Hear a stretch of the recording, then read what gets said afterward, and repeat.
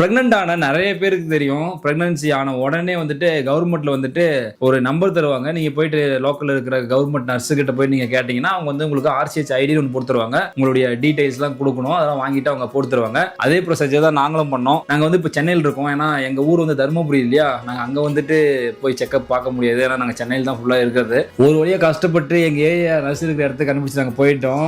ஆமா, அவங்க ரொம்ப அழகா பேசினாங்க. அப்புறமா உங்களை எங்கேயும் பார்த்திருக்கனே அப்படின்னாங்க. அப்புறம் தான் நாங்க சொன்னோம் யூடியூப்ல பார்த்திருப்பீங்க.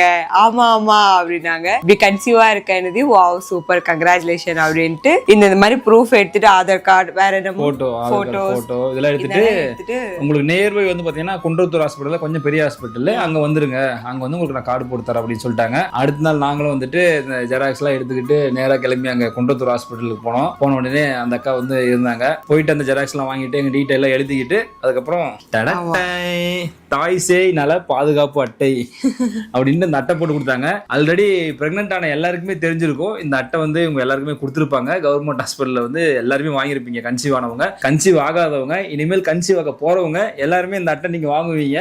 கண்டிப்பா எல்லாருக்குமே இந்த அட்டை கிடைக்கும். நிறைய பேர் குழந்தைல ஃபீல் பண்ணிட்டு இருக்கீங்க. அப்பன் முருகன் அருளால் கண்டிப்பா எல்லாருக்குமே வந்து குழந்தை கிடைக்கும்.